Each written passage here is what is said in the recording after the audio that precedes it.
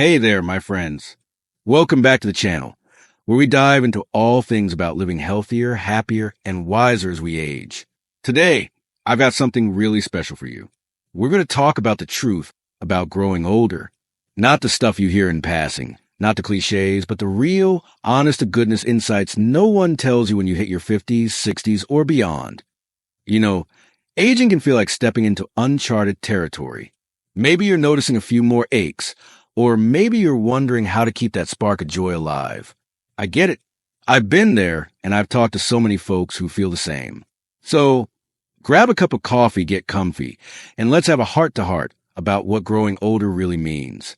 Oh, and if you find this helpful, don't forget to hit that like button and share this with someone who needs to hear it. It means the world to keep this community growing. First things first, let's bust a big myth. Growing older isn't about reaching some finish line where everything slows down. Nope. It's a journey, and every step comes with its own surprises. I remember chatting with my friend Susan, who's 68, and she said, I thought my 60s would be all about rocking chairs and knitting, but I'm busier than ever. She's out there hiking, volunteering, and even learning how to paint. The truth is, aging gives you permission to rediscover yourself. In your 20s or 30s, life's all about hustling, building career, raising kids, paying bills. But as you hit middle age and beyond, you get this incredible chance to ask, what do I really want? Maybe it's picking up a hobby you dropped years ago, like playing guitar. Or maybe it's finally taking that trip to Italy you've dreamed about. The point is, growing older doesn't mean life stops. It means you get to rewrite the rules. Take my cousin Mike, for instance. He spent 30 years as an accountant, always dreaming of writing a novel. When he turned 60, he decided, why not now? He started taking writing classes at the local community college, and last year, he published his first book. It's not a bestseller, but he's so proud, and honestly, so am I. That's what aging can do. It opens doors you didn't even know were there. So embrace this time. It's your chance to shine in a whole new way. And if you're nodding along, hit that subscribe button so we can keep exploring this journey together. Let's talk about something we all notice. Our bodies change as we age. Maybe you've got a few more creaks in your knees, or you're not bouncing back from a late night like you used to. It's normal and it's okay. But here's what no one tells you. Those changes don't have to hold you back. Take my Uncle Tom, for example. He's 72. And a few years ago, he started feeling stiff every morning. Instead of shrugging it off or giving up, he worked with a physical therapist and started doing gentle yoga. Now, he swears he feels better than he did at 50. The secret? Listening to your body. It's like a car. You got to maintain it to keep it running smoothly. So what can you do? Start small. Walking 20 minutes a day can work wonders for your heart, your joints, and even your mood. If walking's not your thing, try swimming or even chair exercises.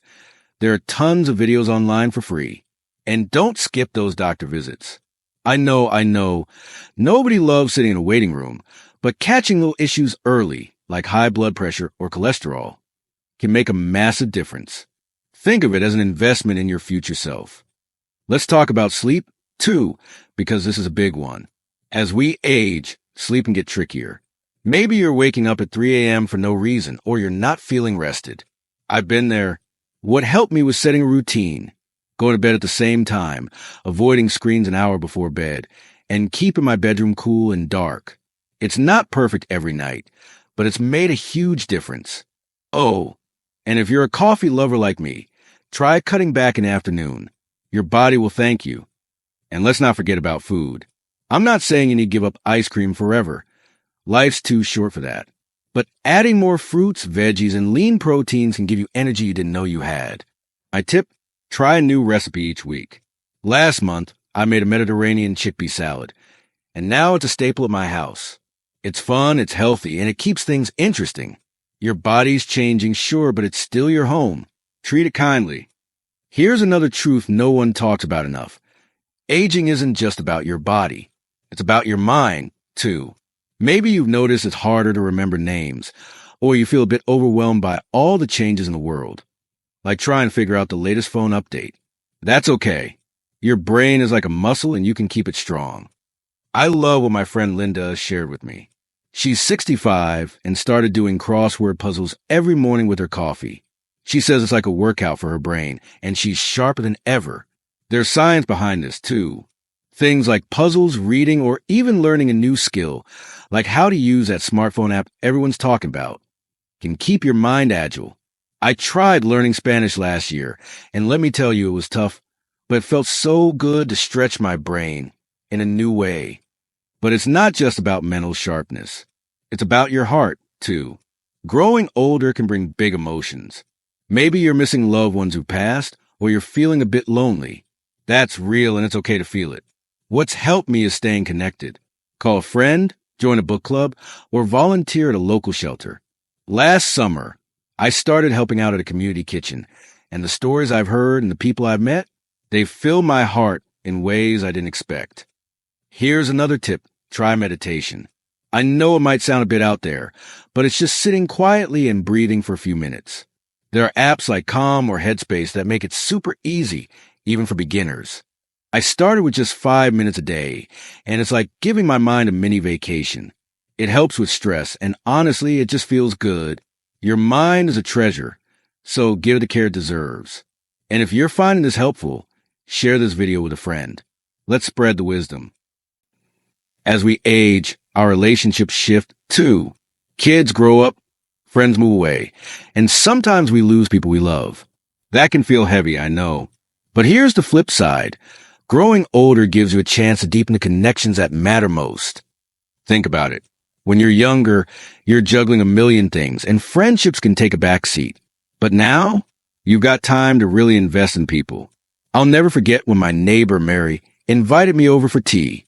We'd waved at each other for years, but that afternoon, we talked for hours and became true friends. Now we meet up every month, and it's one of the highlights of my life. And don't be afraid to make new friends, either.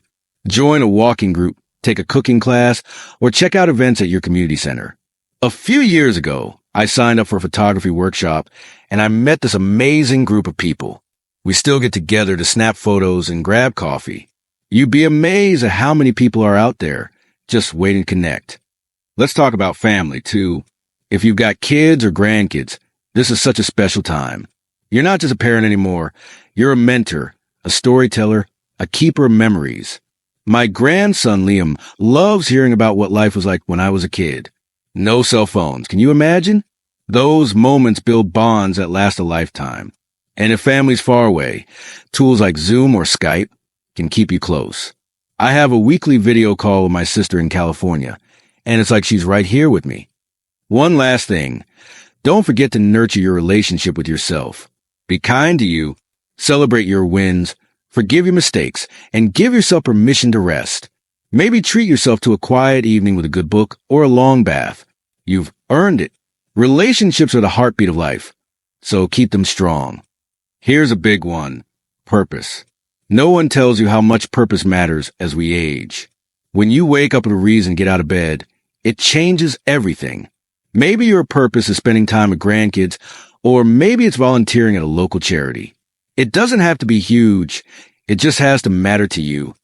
I met a guy named George at a community garden last year. He's 80, and he spends his mornings tending to tomatoes and teaching kids about plants. He told me, "This garden keeps me going. It's my happy place."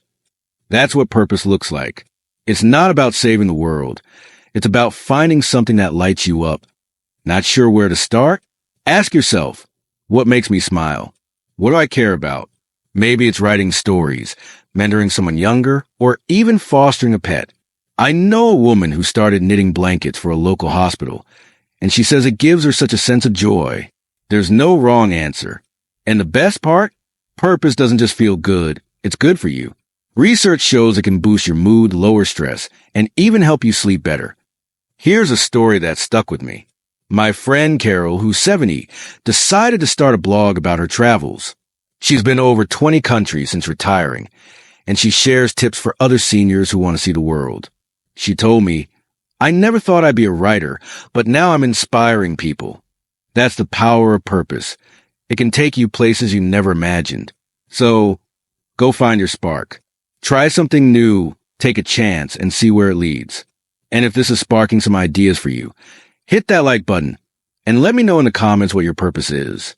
I'd love to hear about it. One of the biggest truths about aging, you don't have to go through it alone. Society sometimes makes us feel like we need to be tough and independent all the time, but that's nonsense. Asking for help isn't a weakness, it's a strength.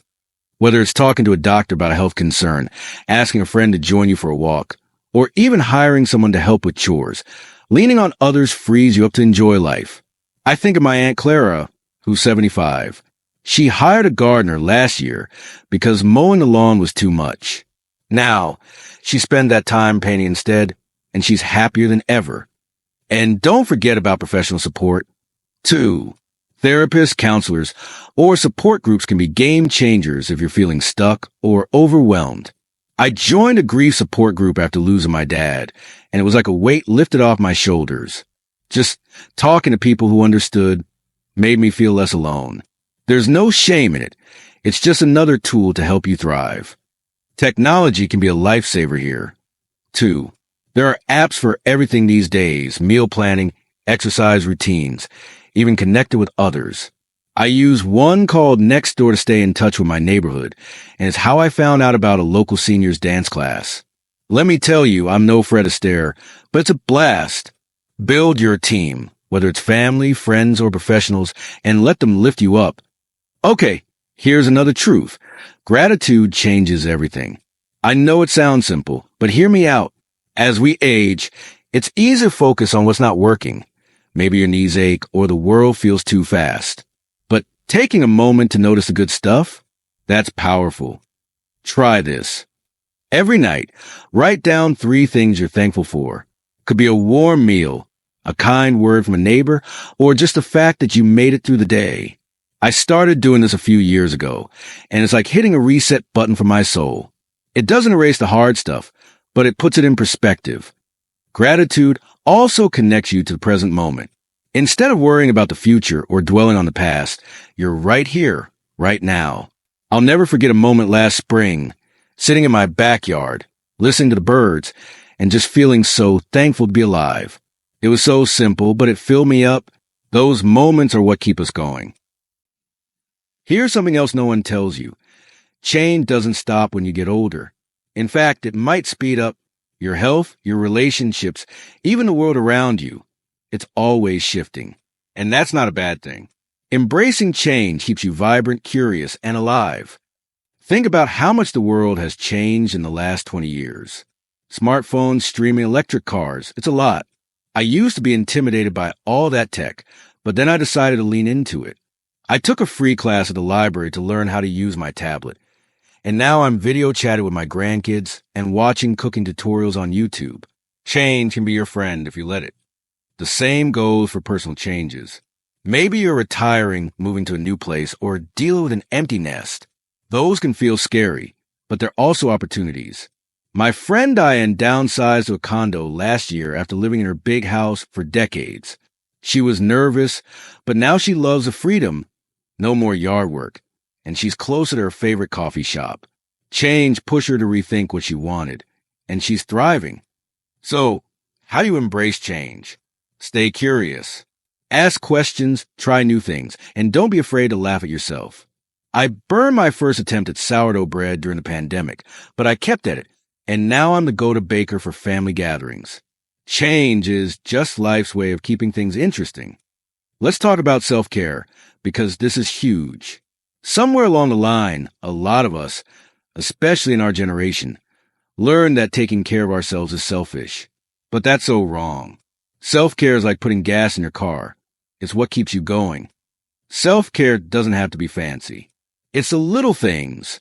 Taking a nap when you're tired, saying no to plans that don't feel right, or spending an afternoon doing something you love. For me, it's gardening. There's something about digging in the dirt and watching things grow that just resets me. What's your thing? Maybe it's reading, painting, or just sitting quietly with a cup of tea. And self-care isn't just about relaxing.